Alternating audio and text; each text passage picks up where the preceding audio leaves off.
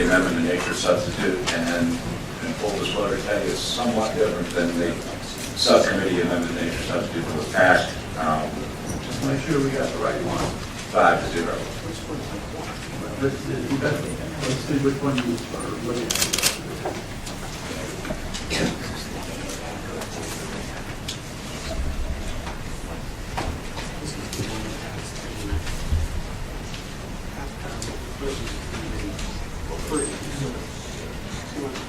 It's a 4-year or 5-year. It's 4, but a 4 next year. 4 years.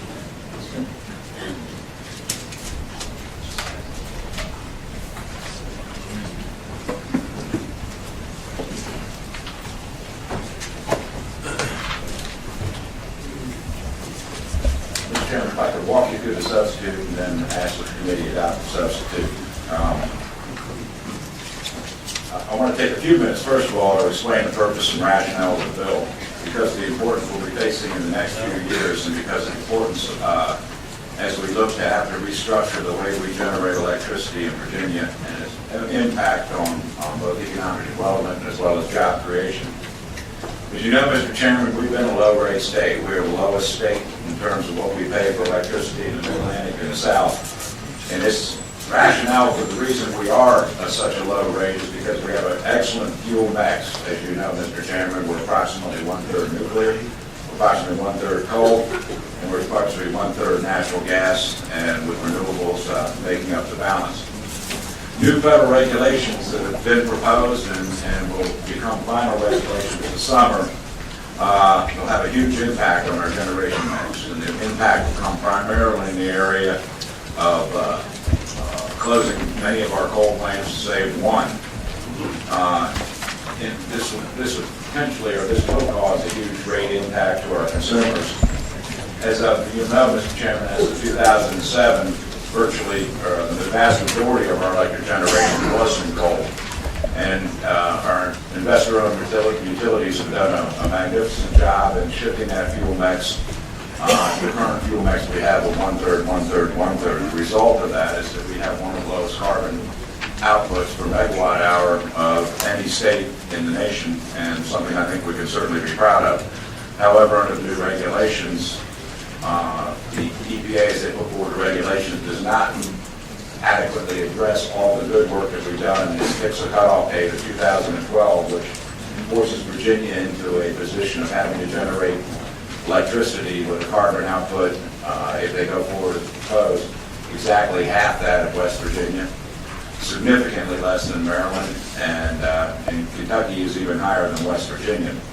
So you put our particular state in a very tedious position in terms of ensuring that we continue to provide electricity, that it's reliable, that the electricity is generated within the borders of Virginia, and remains as cost competitive as we have. So during this transition period, Mr. Chairman, this is the rationale for Senate Bill 1349, is what can we do to ensure the ratepayers of a degree of stability, ensure that we don't unnecessarily shut down generating capability based on the final regulations and based on any court cases that may result as a result of those final regulations, and ensure that we have a price stability over the period of time while this is all going on, which is final regulations this summer, a year for Virginia to put together the plan. The plan will be reviewed. Soon lawsuits will be filed sometime during that time frame, and it'll take 2 to 3 years for that to wind through the courts. So we don't want to find ourselves in a position of burdening our ratepayers with unnecessary stranded costs as a result of shuttering plants that may or may not have to have been closed. Negotiations over the past 10 days have led to a number of compromises, if you will.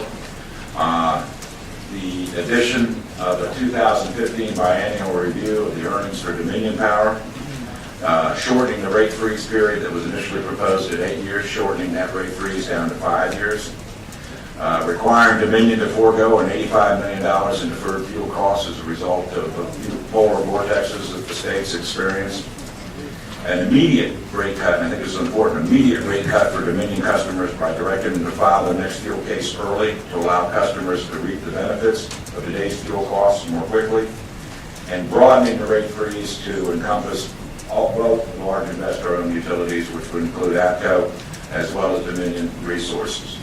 Within the substitute, if you choose to adopt it, Mr. Chairman, there will be a 5-year look-back period for Dominion, as I originally stated, and there will be a 4-year look-back period after 4 years for APCO. This bill, I believe, provides substantial benefits to the customers of Virginia Power, be they industrial customers as well as individual homeowners.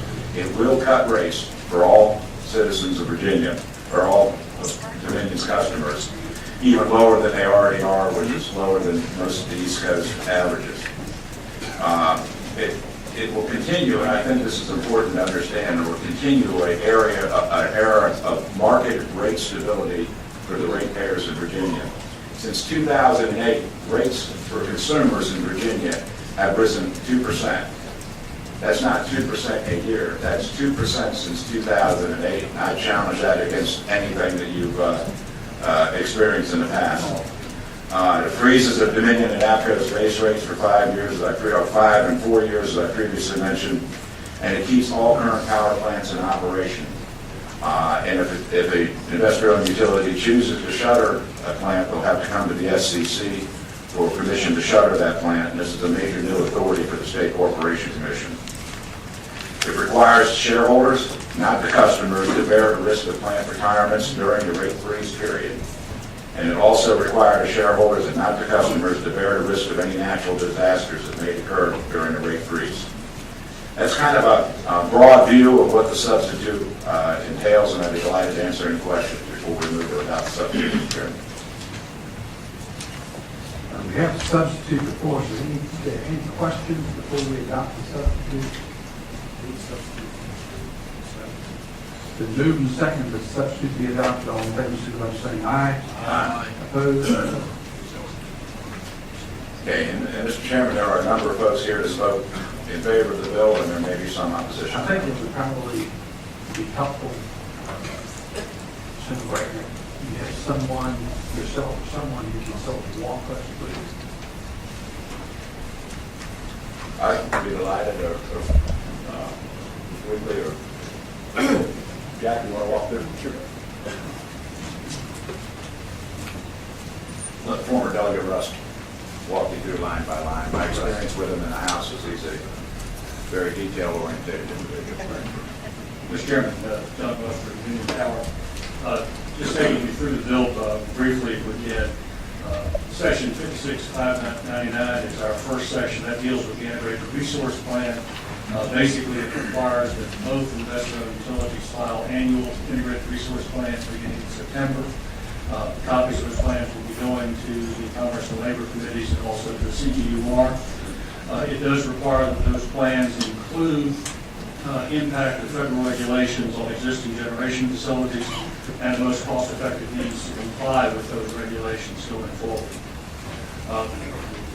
In the enactments, the second enactment, the first provision basically says there will be no biannual reviews of a phase one utility, that's Appalachian Power, shall be conducted from 2014 until 2017.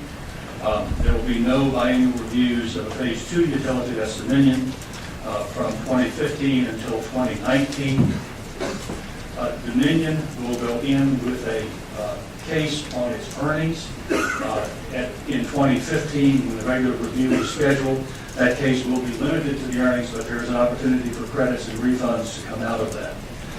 After the conclusion of the transitional rate period, the biannual reviews will resume. For the phase one utility, will resume in 2020 for 18 and 19. For Dominion, it will resume in 2022 for 20 and 21.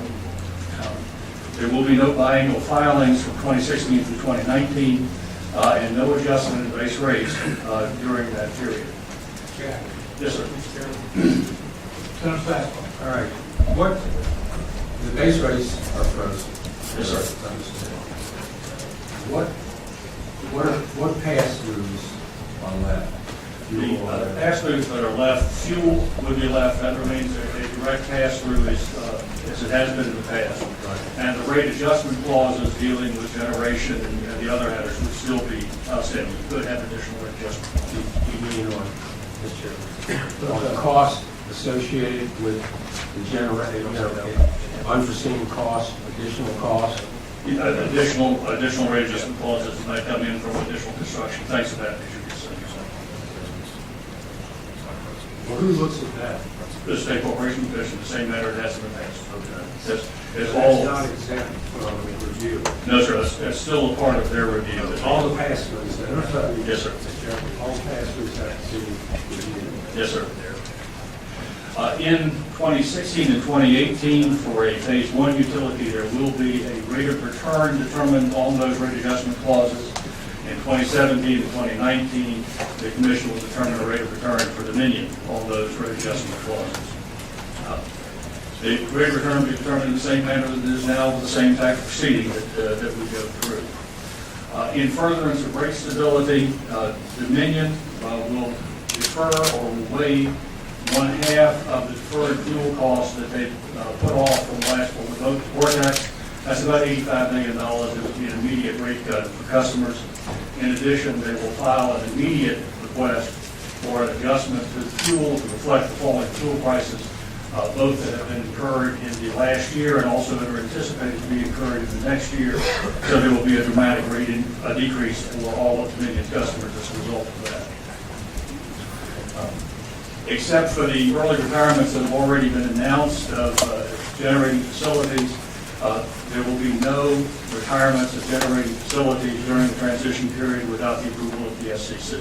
State Corporation Commission will have oversight and have the right to determine whether or not those are written off.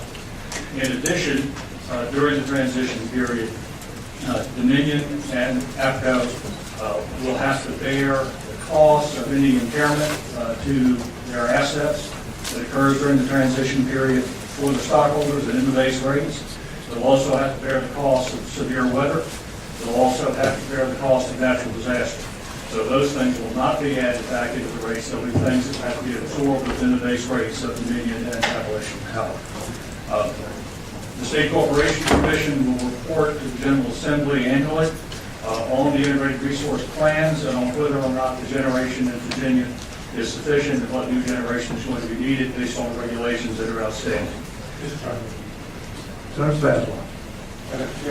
Jack, interrupting me, but right now, the integrated resource plan is reviewed every 2 years, right? Yes, sir, but we are changing in this bill to the integrated resource plan is now filed annually.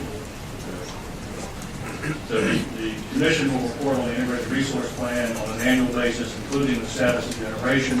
DEQ will report on an annual basis concerning the implementation of regulations under 111D and what the impact is on Virginia. The SCC, as part of this report, will continue to update its estimate of the impact on rates as a result of the 111D regulations. The General Assembly basically is doing this from our perspective in order to assure that we have rate stability in the future, so that we have an ability to serve our customers in the most cost-effective basis. So that's the basis of the bill. Are there other questions for us? I think it would probably be appropriate to have, Luke, Jack, I did want to ask, does this also pick up Kentucky utilities? Excuse me. Does this also pick up Kentucky utilities? No, sir.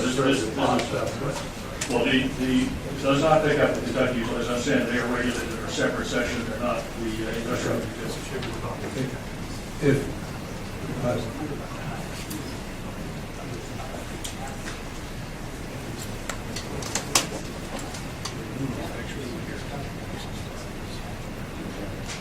does that sound like the IRP piece does get? Yes, sir. Jack, what, and maybe you can answer this, maybe you can. What are the rates on a percentage basis going up or down likely to be, A, if the bill passes, B, if we don't have a bill? It's up to us. And why? Okay, Mr. Chairman, thanks. Dan, we put Dominion. Thanks for the question. The first part, the bill as proposed, because of the fuel reduction that Mr. Russ mentioned, it is our intention to file with the State Corporation Commission